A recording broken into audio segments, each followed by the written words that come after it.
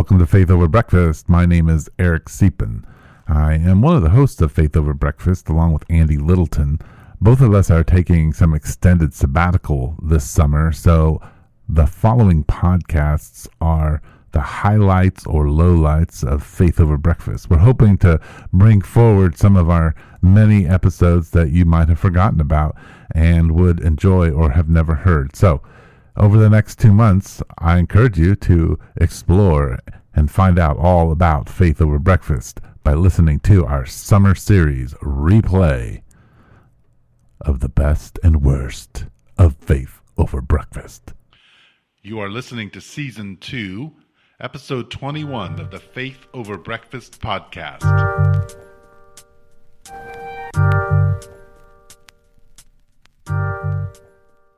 All right, this is Faith Over Breakfast, and my name is Eric Siepen, and I'm standing, sitting, and rolling over across from Andy, who's staring at me like you're not doing any of those things. No, you're only who sitting. Who is pastor of Mission Church. Yep. And we answered a big question. Who do we listen to when they preach? Why do we... Well, it's what kind of preaching do you like to hear? That's very articulate of you. Was it? Okay. Well, that was my question. That was your question. A good question, apparently. Yeah, I think it was interesting. And hopefully, as you listen to it, you'll be able to think through why you listen to what you listen to, why you're bored when you're bored. You'll get some insight into why we are as boring as we are when we preach if you go to our churches. Yeah. Or why every once in a while we get it right. So, hope you Well, Eric, here we are, another Faith Over Breakfast, and you're wearing flannel. I'm wearing flannel. You're advertising Arizona. Yeah, you're wearing a Zoo York flannel, which is kind of streetwear. Yeah. This is not, I didn't see this coming. You didn't? No, I didn't see really anything coming. I wasn't thinking about what you were going to wear. Oh, right. No plaid jacket. Yeah. No bandana. No bandana. Yeah, but, who knows.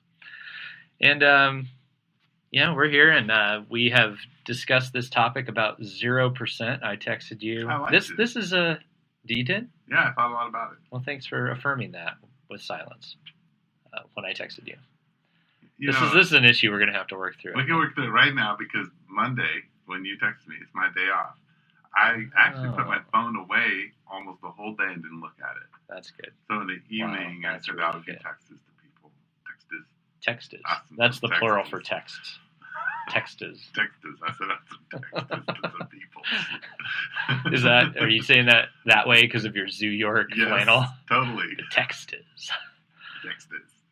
Okay. Well, anyway, so you like the topic. Good. So we're going to talk about it. Yeah. Great. I might take it in a different direction, but I would talk about it. That's fine. That's awesome. That's what we always do.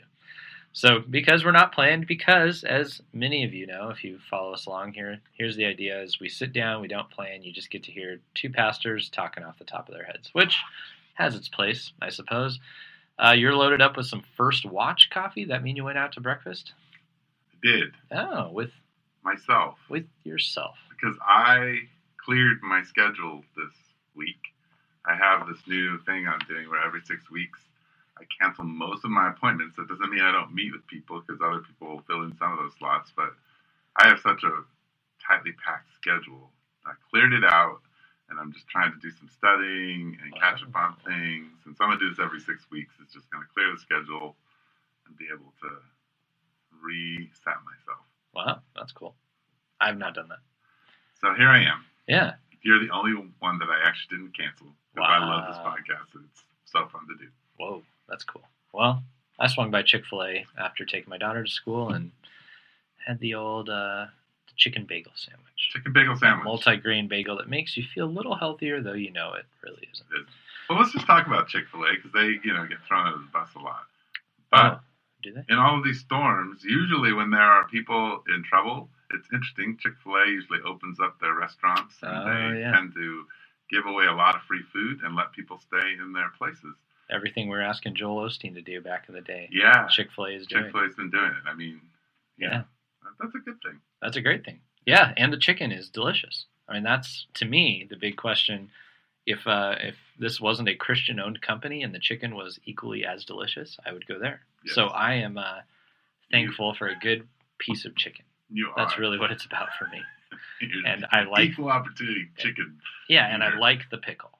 You like the pickle. I hate the pickle. Yeah, I love the pickle. I don't put the pickle I on could my go for chicken one sandwich. more pickle. If we go together, let's put your pickle on my sandwich. You can tell them one more pickle. They'll give you one more pickle. That's probably true. Yeah, just say That's one a more lot pickle. to remember. Extra pickles, what you say. Extra pickle. Okay.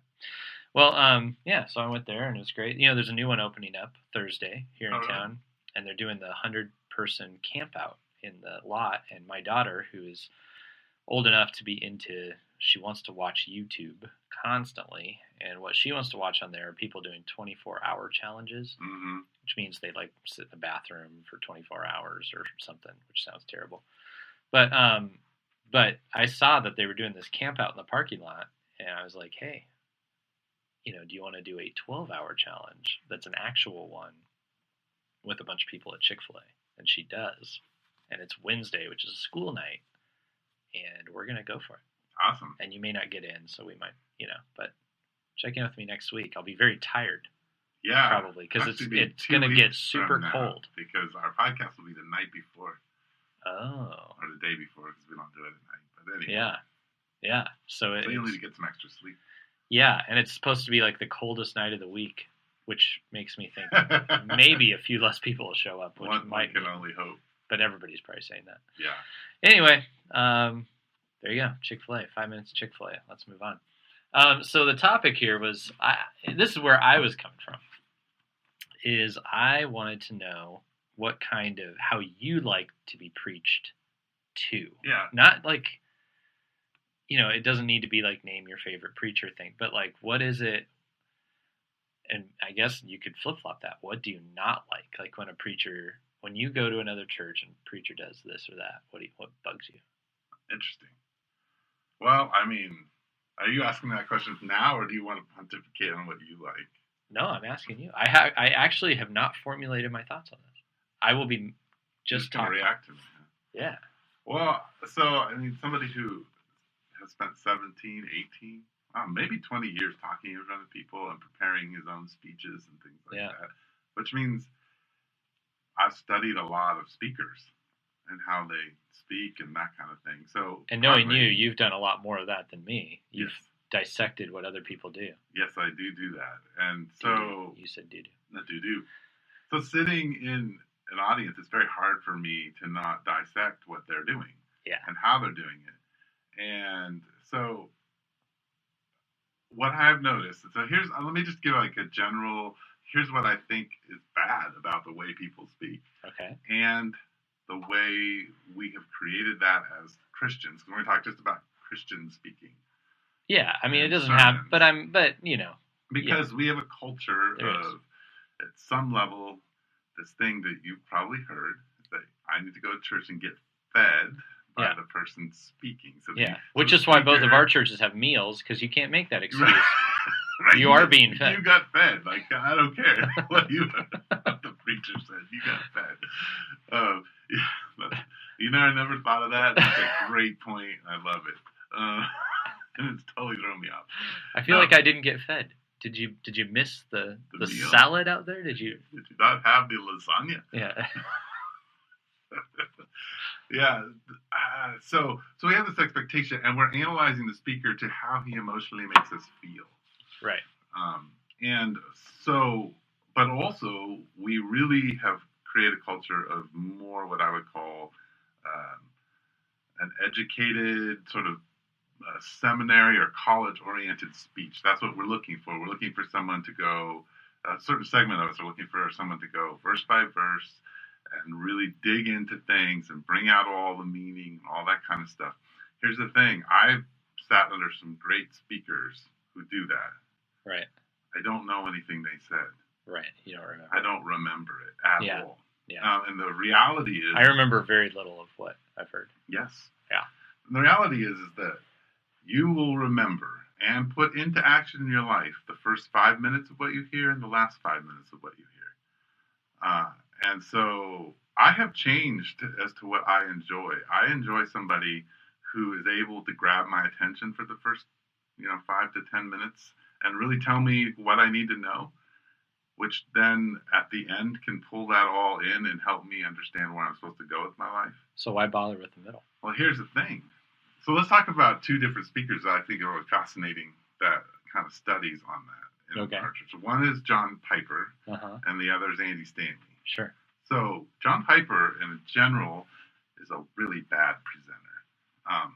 These are not excellent speeches, right? And I don't remember anything he's ever said, and I've listened to a lot of his sermons. But the reason that I remember things that he says is he's smart. They put the entire sermon onto the website. Yeah. And he's created a culture around himself where he writes lots of books. Right. So if you begin to listen to Piper, you study Piper and you read his sermons after you've heard his sermons, then you begin to learn the content that he's trying to present to you. And I do actually remember some things he's said, and it's usually sometimes his analogies, or sometimes they're a little odd. Yes.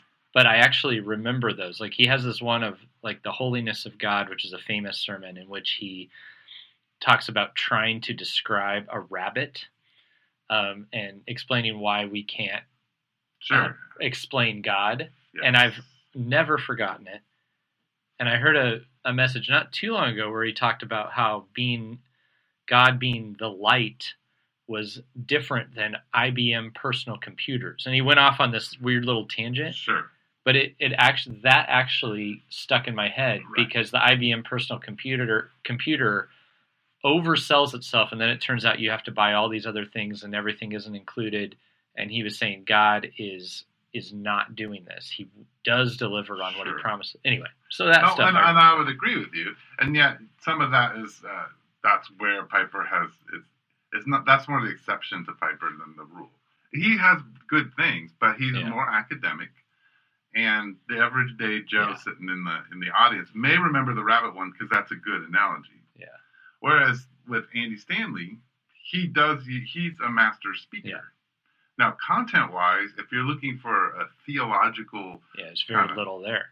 Well, there's actually a lot more if you listen to his sermons, but... Yeah, I guess I'm saying, even by design, he only tries to focus on one thing per sermon. Yes. Right? Yeah, so he doesn't try to unpack a lot. So he did a sermon, and he does sermon series, and he never does them more than 4 or 5 times. He did a sermon series on Judges, where who've read Judges a ton, don't remember Judges. I mean, Judges has so many stories, and yes, I've preached on a lot of them, so I remember them because I'm the speaker, and I've had to study them in detail and explain them and get people. When you do that, which is why you can't really judge your own stuff, because you spent a whole week or 3 soaking in it. Yeah. Yes, so it's clear to you. It's very different. But he brought things to light because he uses these images. So, like, if the story at the end of Judges where the prostitute or the woman is chopped up into a ton of pieces. Well, he used this, idea of bedtime. His whole theme was that Judges was bedtime stories and how horrible these would be as bedtime stories for your children. Right. And then he began to highlight them. So it was like, so-and-so in the Chainsaw Massacre. And, like how much that, well, it brought Judges to light. I remember a lot about Judges just because of his sermons. But I could have listened to the first 10 minutes and got all I needed. Yeah. And then I leave feeling inspired. So when I sit down and listen, I tend to want to listen to people, like if I'm going to listen to Piper, or I'm going to listen to somebody who's going to give me a more meaty, long sermon, I'm going to need to listen to it 4 or 5 times. Yeah. And I think like that, so when I go in here, if I go and I have no relational connection to the person, I'm going to sit down and listen to them, I don't want to listen to a Piper sermon unless I'm going to a conference. Yeah. Right. And it's targeted at me understanding some ideas and maybe having some, like it's a pastoral sermon. It's supposed to be academic. It's supposed to be. Yeah. So I think partly my thing is I believe that Christians, like pastors, have given up like an opportunity that they have to really teach people things. Like for instance, Jesus, the Sermon on the Mount. What do we really remember about that? Well, we remember the Beatitudes, which are the very beginning of the sermon. And even though it's not really the end of the sermon, like the Lord's Prayer is at the end. Like these are the 2 pillars of that sermon, which kind of gets me here we go. Other than you can react to all this, but kind of gets me to the idea of discipleship, because if speaking is discipleship, and here's where I think we've kind of screwed everything up, is that in the Middle Eastern culture, if you were to say, like, if you got up and you're like, okay, so we're going to talk about X thing in Scripture, where you guys are in 1 John now, and we're going to talk about what it means to walk in the light. And you tell this amazing story about walking in the light, and then you begin to apply it to Jesus and what he has to say in John 1, or 1 John 1. You would pause in Middle Eastern culture, and everyone would get up in groups, and they would practice your story. And they would get your story down perfect, and everyone would help you tell your story about the light. And they would talk about Andy and Andy's experience in the light. And then once they got it down, they would stop, and you would begin to tell the rest of your sermon. And then once that chunk was over, they would practice it, because their whole job is, because it's an oral, culture. You want to be able to tell the story perfectly and pass it on. Whereas we're just like continually bringing in information. And not only do we show up to church and get information, we take a jog all morning for an hour, and we're listening to someone talk in our ear, and it's constant, right? Right. Every time we jump in the car, podcast on, or radio, or music, which is all sort of information in my ear. Right. And here's the thing: if you tell the rabbit story in our culture, so you tell John Piper's rabbit, you need to say that you heard John Piper tell this story about this rabbit. And so, because we are so much built on original, it has to be original. And yet, Christian culture, nobody went and said, none of this is original. Yeah. Like, this is copyrighted by Jesus. Yeah. They just said, I heard Jesus saying, blah, blah, blah. You can say, I heard John Piper saying, and then you can tell the story as your own story. Like, that's what Christianity is all about. That's what discipleship is about, is you giving a beautiful illustration that somebody else gave, and you do it in your way. And you offer it to people, and hopefully they take it and they offer it to people, and it continues down the line in training. Yeah. So I like pastors who are actually repetitive, telling me the same things week from week. Yeah. Coming at it different angles. That's something I've noticed. So I decided to listen to a lot of Tim Keller, and I know it. Master at this. Yeah, and I know it oozes from, but it's because I've decided to do that. And the reason I decided to is because I feel like he is speaking to a segment of American culture that most pastors aren't. And I thought, I need to learn how to do that. So I'm going to listen to somebody who does that a lot. So, but when you start to listen to him a lot, and a lot of his sermons aren't even available for free. So I haven't listened to anywhere near the catalog. I mean, he's been preaching since the 80s. But yeah, you hear the same illustration. And he'll even say at his church, forgive me, you hear this, you've heard this before, but, and over and over and over. And then if he goes to a conference, he's using the same story, and I realized, he must know that you throw it out there one time, it doesn't stick, but you throw it out there 25, 30 times, and then somebody goes back and listens to it again. And, then it actually might get stuck in somebody's head, like this idea, right? Yeah. Well, and I think, so my argument right now would be is that Tim Keller on the East Coast is speaking to a group of people that no pastors are really speaking to. Erwin McManus on the West Coast is speaking to a group of people that nobody's speaking to. Yeah. Both are master presenters. Yeah. Like when you watch them just for their presentations, very different people. Totally. One's kind of he's Hispanic, he's Cuban, I think, and he's got Erwin.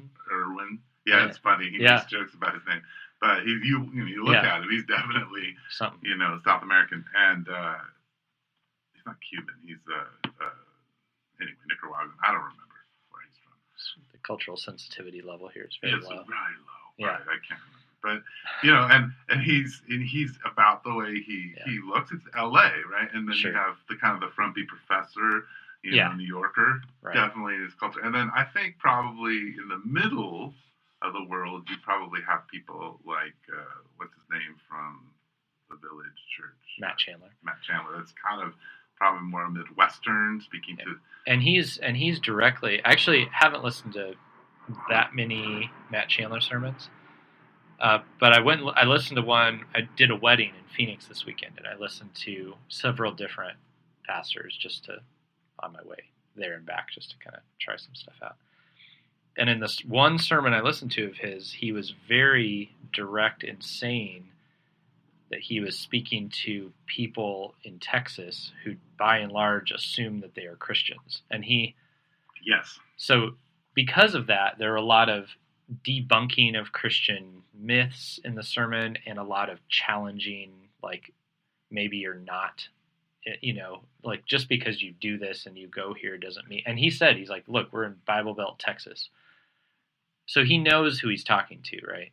And Keller is absolutely not talking to those people. So he's not using assumptive language. He's presenting this potentially for the first time. And I've never listened to Erwin McManus, though I'm familiar with him, but I haven't ever listened. You should, and because what I like about Erwin is that here's the thing I like about both Andy Stanley and Erwin, and those are probably the two people I tend to listen to because of their capacity. They're master speech makers. Yeah.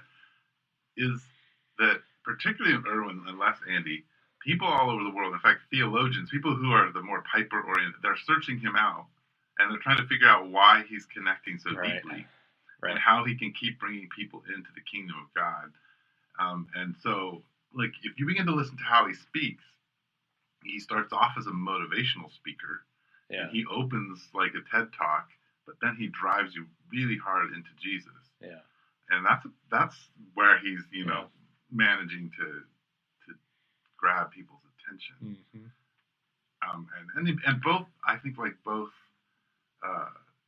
Keller and Erwin on either coast, like if you listen to them, different ways of doing things, Keller tends to have a little bit more, I would say, meat in what he's saying, but they both are driving community. Community is a big part of what they're talking about, and doing life together, even in these huge churches. We're talking, I don't know how, I never knew how big Keller's churches are. Well, and they just divided it into like 5 churches, and they separated them all because it was too cumbersome. Sure. So they're probably at the 10,000, somewhere between 5 and 10,000. Oh, it's over 5,000. Right. Yeah. So these are big, big churches. But that was cumulatively, so now, but still. Right.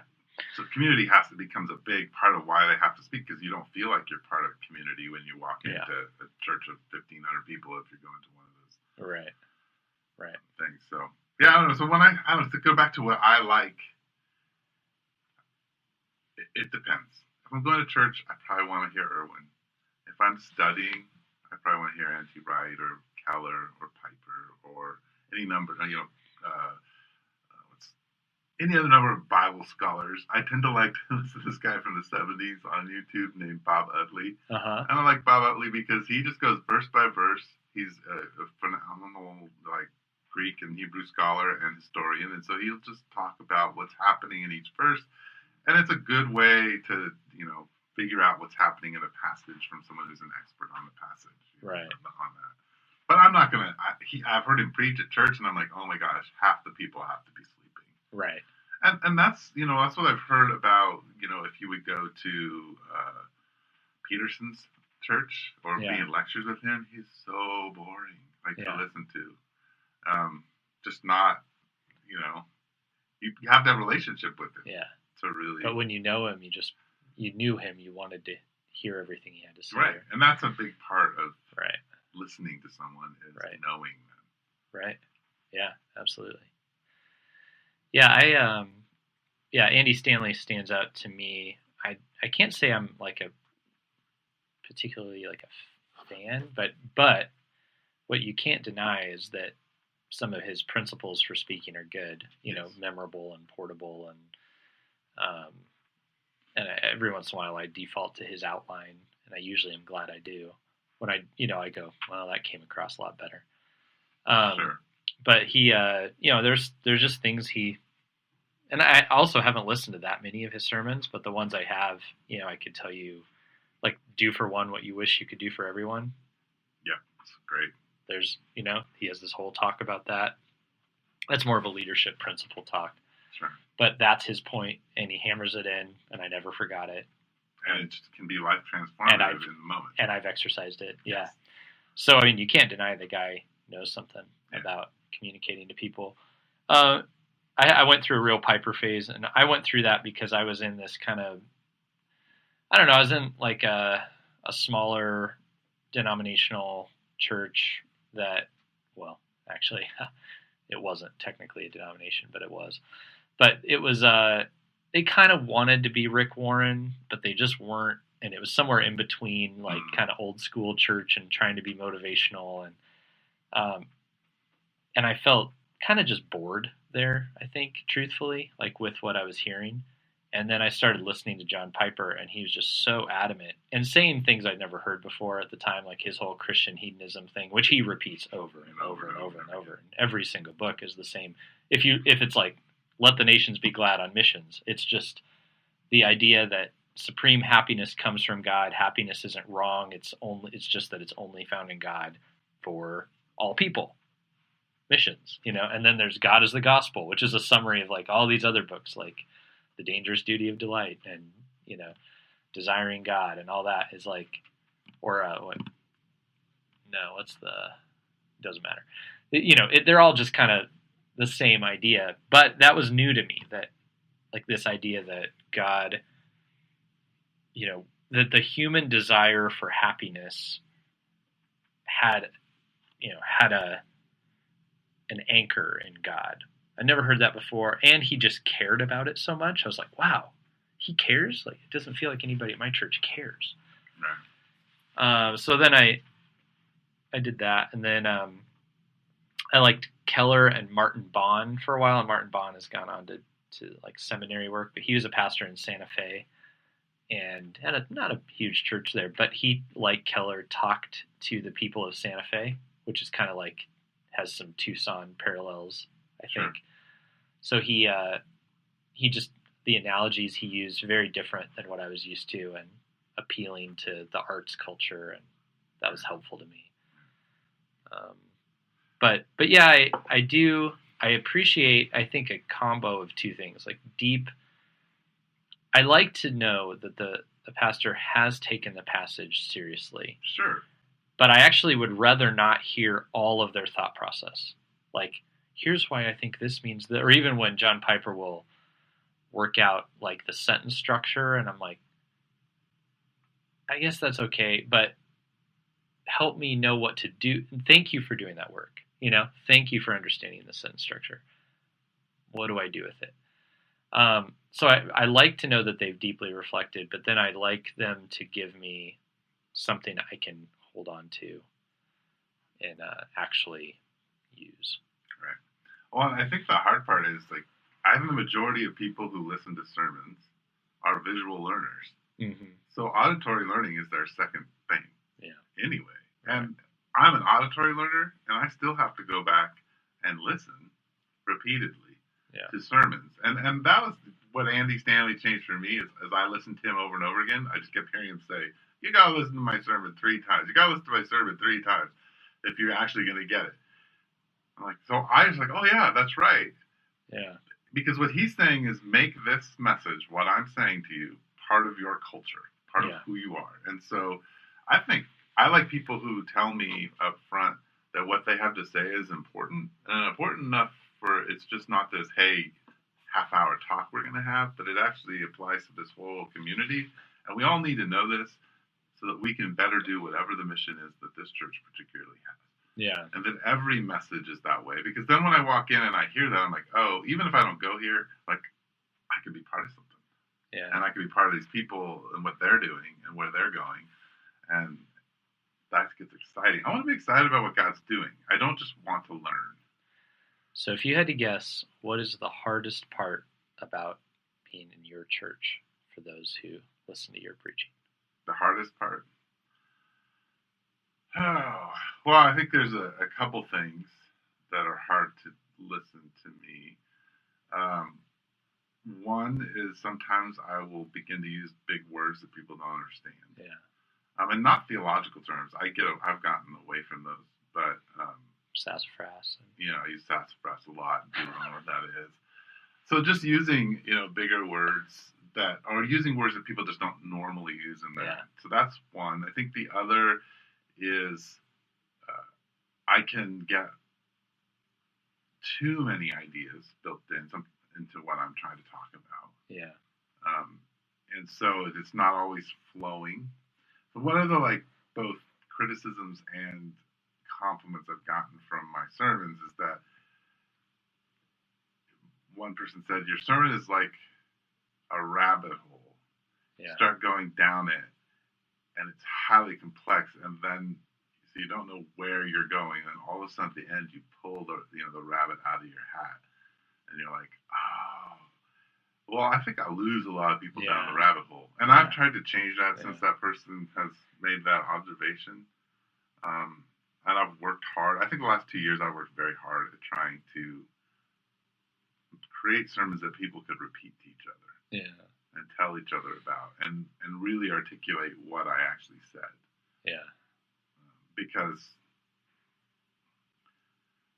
I think the other probably thing that's hard is when you hit passages where you've tried to figure out how you're going to explain this to people, and you're a little confused on it too, because it's not, and it seems like everyone else is confused. Yeah, the commentators aren't saying the same thing. And you don't want to skip it. Right. You also don't want to be like, hey, here are the 10 views of this. Right. You want to have a view, but you don't know what yours really is. Right. Not sure it's actually relevant, but it is. It's that, when you get caught in that in your sermon, and then you're up front, and you see people's eyes starting to glaze over. I could get stuck there. I think that's hard sometimes for people. Yeah.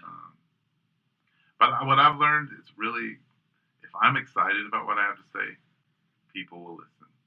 If I'm not excited about what I have to say, people don't. If it's changed me and I'm really excited, they will overlook, maybe the way I'm trying to talk about it. And because we're an interactive church, they'll ask questions to try to get me to clarify it at the end. So I think those are kind of where when I listen to myself. When I listened to myself back in the day, maybe 5 years ago, was so slow in the way I talked. And I wanted to make sure I was saying everything exactly right. Yeah, getting it just so accurate. And then you go back 10 years and you're like, so you spent 15 hours studying, and now you're telling everybody the 15 hours of study that you did, and none of the presentation or structure. Where are we going? What's the application? It's just... That's an interesting piece, and something I've observed is when what I've kind of have been growing out of wanting to hear, I guess, is I guess I already said this, but all of your study is great, and I'm glad you did it. This is saying to pastors in general and myself.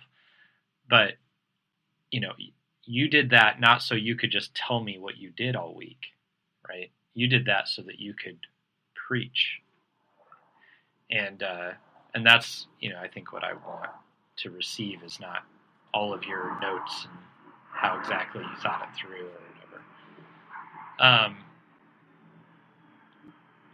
I think, but on that note, I think I have this tendency to... Brian keeps flying by. Yeah, Brian. Oh, Brian. Oh, Brian. That's an inside joke, by the way. Oh, this whole podcast is very insider. It is. It's insider. So you just got to listen to two pastors talking about their job. But I think I want so badly, and I love when I tell a story. My wife and I have trouble telling stories together because I want to start at the beginning and set it up, and then I want the characters to come in right at the right moments and kind of surprise you. I want you to be surprised the way I was surprised, so I don't want to give it away at the beginning. And then I want to finish it well, and I want that all to come together, and that takes work, and it tends to be a little long. And that happens when I tell a story about, the weird, juggling guy I saw on the side of the road. Right. And that happens when I preach. I don't want to get up and just say, so Jesus said this and that, and it means this, and so here's how you apply it. Right. To me, I want this whole big narrative to come together. And I'm sure that can be sometimes quite exhausting, and it's made for some long sermons, I'm afraid. Which I've heard, wow, that was long, and I've heard oh, it was long, it didn't feel long. And I assume that when somebody says that, maybe they're more like me, that they like the whole story, but that's not everybody. Right. Yeah. Right. So I don't know. I wonder. There probably are some folks that are just like, oh my goodness. Well, I suspect if you told the long story, but you put like 2 visuals in it, then all of a sudden everybody will be like, oh yeah. Yeah. They follow you along because there's this like visual thing where you got the attention, and then right. Yeah. And sometimes I don't mind doing that. Sometimes I do. Yeah, but there's this other part about telling the story and weaving it all together that for me, if I like stop and go, okay, so, check out this graph or something, Yeah. It kind of derails the whole thing, though that, again, may not be the case for others. Right. Well, if you're telling a story with a graph, that may be different. I know. Here's the deal. If I had a person on PowerPoint that could read my mind and the image goes up right while I'm telling the story and I don't have to think about it and say, hey, can you put that picture up there? That, like, having to do that just derails it for me. Right, having someone else do it while you're going. Yeah, like when I was a middle school director, I had the little clicker, and I didn't like having that many photos, but for middle schoolers, it was very helpful. Yeah. But it was great that I decided, like, because I would have it very specifically in my notes right when I would hit that thing. Right. And so I didn't have to stop. I would just like be talking, and then there's up behind me whatever picture, and it just helped. But we don't have that system, so I have to go, hey, can you put the verse up here, please? No, the other one? You haven't gotten that advanced yet. Yeah. Well, it's interesting to me. It's like, for instance, we are speaking on, I believe it's Daniel chapter 4, when Nebuchadnezzar has, the dream and he goes crazy. Yeah. So every pastor I've listened to people preach through Daniel. When you get to chapter 4, what do you preach on? You preach on pride, right? Because there's a nice big passage in the middle, a couple verses about pride and him looking over his, great place. And so what you can do is you can go verse by verse and explain the dream and the significances of the dream and all that, and then Daniel's interpretation, and then really like this moment of really illustrating Nebuchadnezzar's pride, and you can talk about how that our pride and the humiliation. You can go through that. A lot of people do. Or you can open up your sermon identifying Nebuchadnezzar has a dream, right? That's his external problem that he can't interpret, and he has an internal anxiety because he can't interpret it, and so he's at a place of like loss, like he doesn't know what to do. Well, we all feel those things. Right. We're all connected there, and so if you open your sermon talking about that, then you have people. Then you can talk about pride. Then you can talk about all the things in the structure. But if you can capture people where they're like, oh yeah, I need to hear this. I know why I'm stuck. Like, I feel that. I feel stuck in a lot of places in my life with that anxiety. Well, all of a sudden now Jesus is able to be brought into that story, in a different way. And how I'm going to exegete the text is different. Right. And then all of a sudden Nebuchadnezzar's prayer at the end becomes a very powerful thing to connect to Jesus and all that. And you have a much easier sermon to like get people's attention. Right. And that's something I feel, at least it seems to me, that Keller does a lot. Is he'll, oh gosh, he's a killer at that. Yeah, you'll read some Old Testament passage, and he'll just make this little blanket statement at the beginning. He'll be like, you see, what this is getting at is the deep inner longings of the soul, and you're like, oh, it is, and then he just kind of says, he'll just be like, because they said this, right, and so this is the feeling that it's like this, and you're just like, oh gosh, like I didn't realize that Jeroboam and I had so much in common, right? And then he'll say something like, and there are really 3 things. Yeah. That we. And then exactly, and then that's him, like, and he'll like, where are these 3 things? And then he'll say them right in the 3 verses. Yeah. Like, what? Yeah, he'll go, there's 3 things here. Here's 1. Here's number 2. Here's number 3. The problem, the solution, and how we get it. See, there it is. Oh, and then all right, let's here we go. Totally. And mastered that. Whereas I feel like when it's just like, okay, so so Jeroboam spoke, and by the word spoke we have the Greek word this, And what does that in specifically mean? And I'm like, okay, I don't relate to that. I don't. Right. And again, it's like, thank you for knowing your word. Right. But when is this going to get around? If you're going to to play the Greek word, you better play it well and inside. Yeah, and it better be pretty surprising. It better be the thing where somebody's like, "Oh, I thought that meant." Yeah. It's like when you say the soiled garment. It's not just like, oh, there's some dirt on your pants. Like, this is like the I lost my bowels. Right. Like that's your righteousness. Right. You better have a picture. The Greek word, this. Right. And then the person goes, oh. Right, and then it's like. Then it's hopeful. Yeah. Well, I think the other problem is that, and I do this. You go back to what the problem of trying to listen to me, or maybe probably trying to listen to you or any preacher nowadays, is that we still view ourselves as sort of the heroes. So the stories that we tell are like us, about us, like our experience with this. And I think telling your story is good. Right. But a lot of times everybody in there is going, well, yeah, I'm the hero of my story, and I've had that experience too. Right. And yeah, they can identify it, but in some ways, it's like if I'm not able to say, no, you guys are the heroes of a story that we're all part of, and I'm going to show you, as we follow Jesus, how to get to where we need to go. Like if you can change yourself from just being one of the guys to being the guide, like I really think like pastors have to think about being Yoda in the story. We have to be Gandalf in the story and stop being the hero of the story. Right. I'm just trying to get something for our Instagram. So what do you think like about that? Like, can you be talk to how I take a picture of you something like action oriented? Preaching. There it is. Yeah. I think I used to not ever talk about myself. And in doing that, I also didn't prep by asking, how has this landed for me? Right. So I believe I've had to insert more of that. And I've encouraged, in our church in general, our other preachers, I feel like the tendency, if we talk about ourselves, it's just self-deprecating. Right. And that's what they mean at some levels. We definitely. Yeah. And I can do that too. But we don't ever say like, here's a moment where I saw this or this impacted me. Or we rarely do that, or especially if it requires vulnerability of us. Like, here's a time where I needed the mercy of God and how it came to me. So I've been trying to do that more and trying to encourage it more. But there is a danger of making it like the Andy show. Right. You don't want to make it the Andy show because then people don't know what to follow, where to go. Right.